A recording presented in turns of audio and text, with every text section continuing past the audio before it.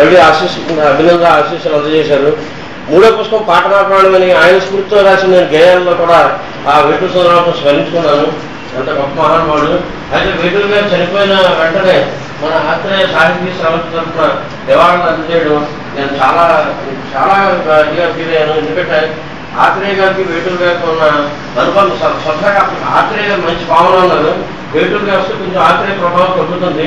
అలాంటి పరిస్థితుల్లో జనరల్గా ప్రొఫెషనల్ జర్స్ ఫీల్ అవుతారు ఎవరైనా.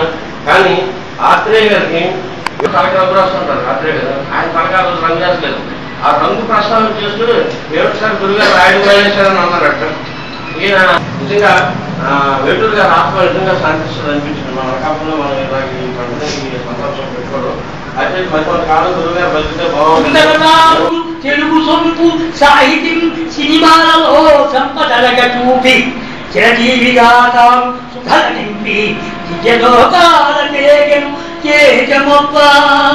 ఆటలో మధ్య రాసే పని చూడండి. కనసాలు ఈ పాటలు పాడలే మన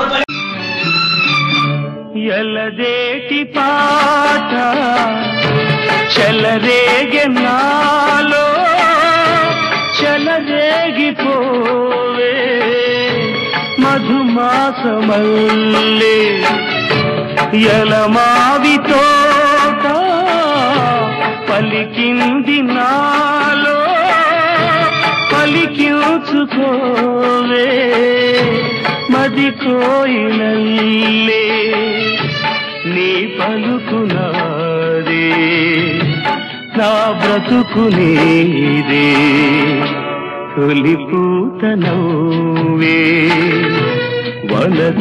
వనదేవతల్లే పున్నాగ పూలే సన్నాయి పాడే ఎన్నెల్లు తేవే ఎదమ్మీటిపోవే